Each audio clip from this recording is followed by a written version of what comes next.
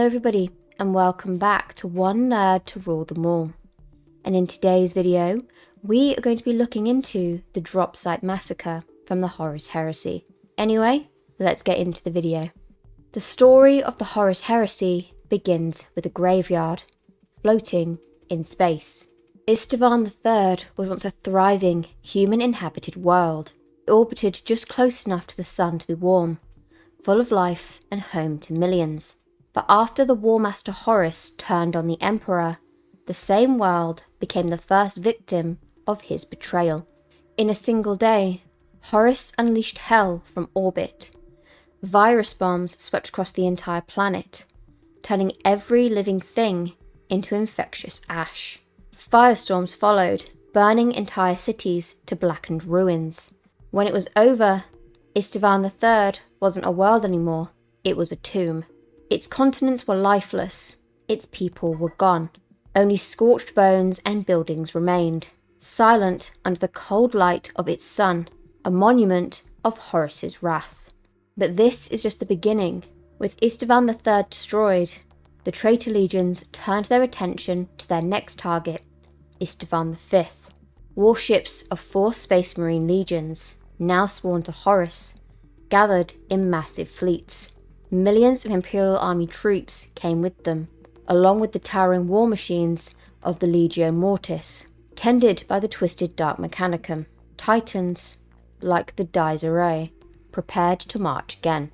The betrayal at Istvan III had cost the traitors dearly, but it had hardened them.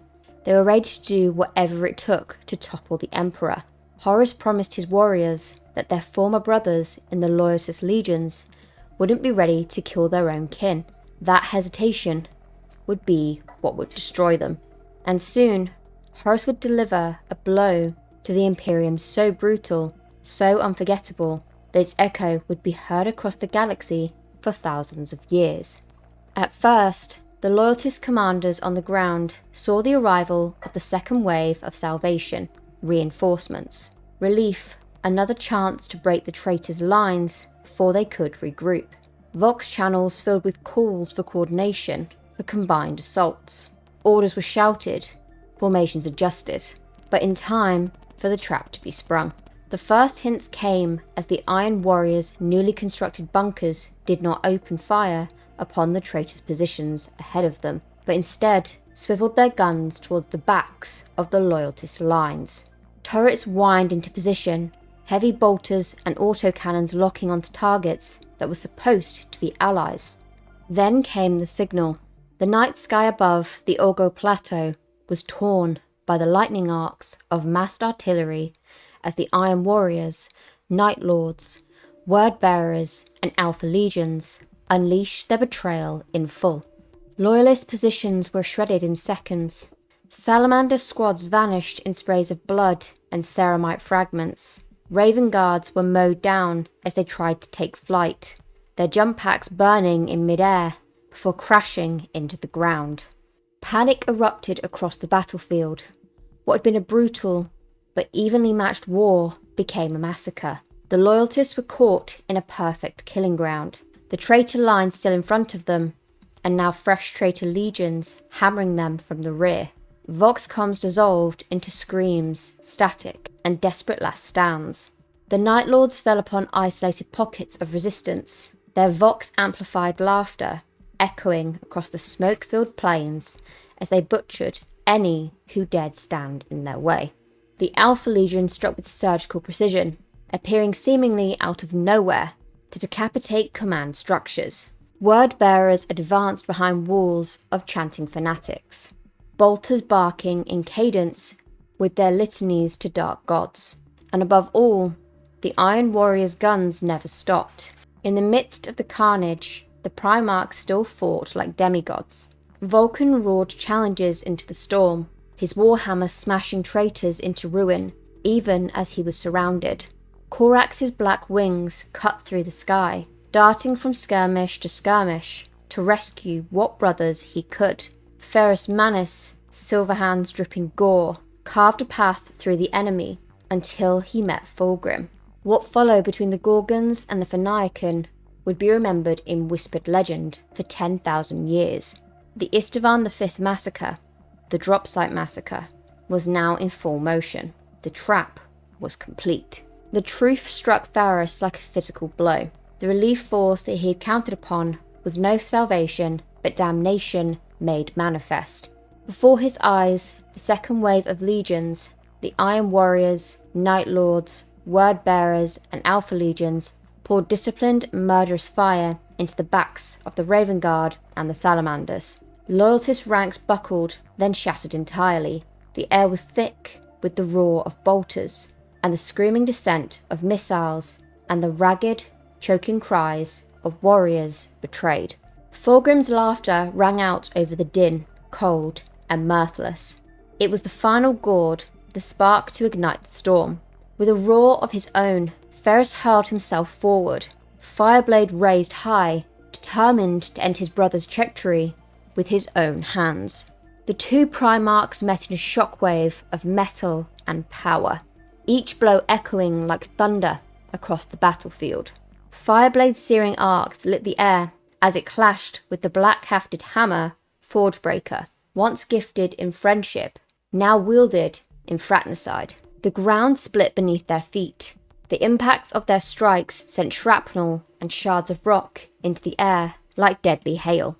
Around them, their legions bled and died. The Morlocks fought in a tightening circle, their terminated plates scorched and rent, but their resolve unbroken. The Phoenix Guard met them blow for blow, golden halberds stabbing and cleavering, their formation an unyielding wall around their Primarch.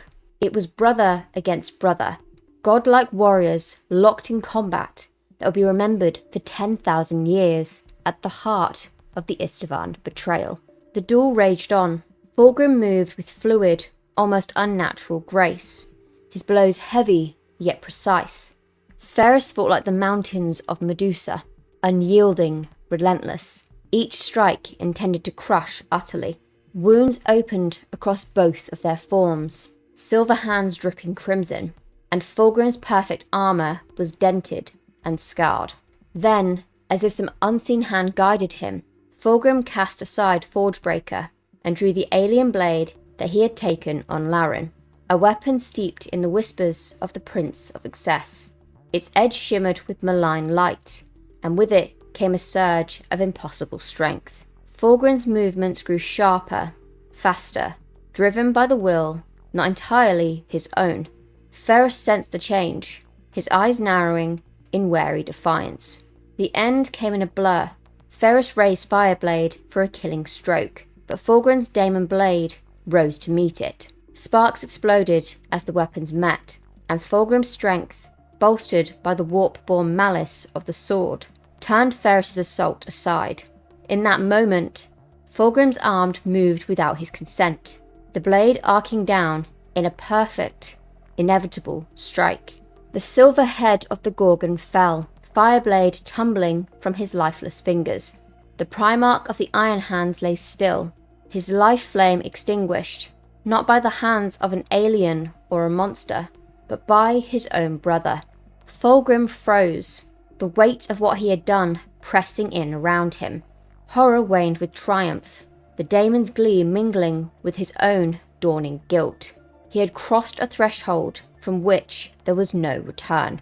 Around them, the drop site massacre neared its grisly conclusion. The Iron Hands were broken, the Salamanders were encircled, their Primarch missing amongst the carnage. The Raven Guard, bloodied and reeling, had begun their desperate flight under Corax's command. The Olgal oppression, once the anvil of loyalist defiance, had become a killing ground. Fires burned unchecked. Titan war engines strode over the corpses of the fallen, their footfall shaking the blackened earth. Above, the sky was a constant rain of ash and smoke. The day belonged to Horus. When the guns finally fell silent over the Olgal depression, the ground was unrecognizable. What had been a stage ground for liberation was now a created wasteland piling high with the dead. The air was thick with the chemical tang of burned promethium and the copper stench of blood.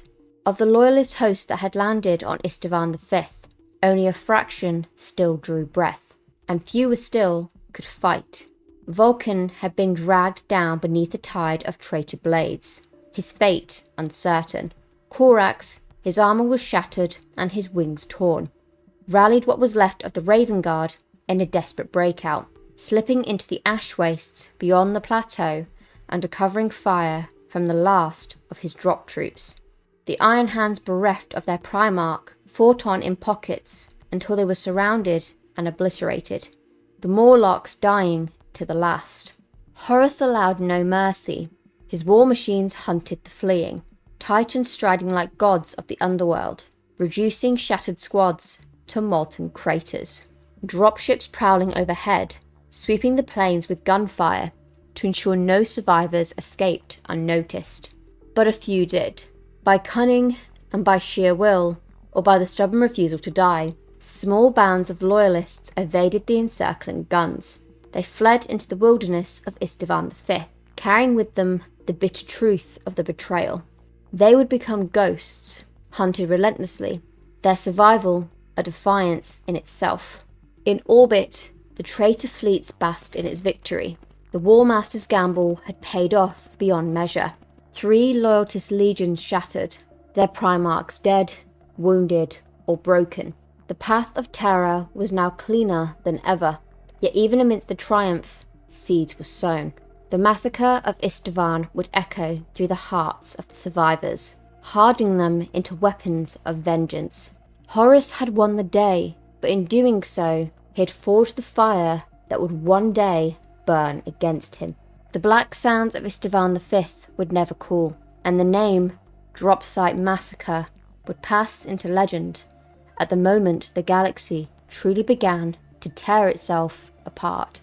That brings us to the end of today's video. If you enjoyed this longer form content, then please let me know. I would be happy to do more like this. Down in the description you will find a link to my other channel, where if you like Warhammer content, which I can assume you do if you're watching this video, then you'll love what I'm doing over there. I've been building, painting, and will soon be battling Warhammer armies against each other. So if that sounds something you'll be into, then please feel free to have a look at that. Anyway, that'd be it from me today. Hope you have a wonderful day or night, wherever you are in the world. And as always, bye for now, guys.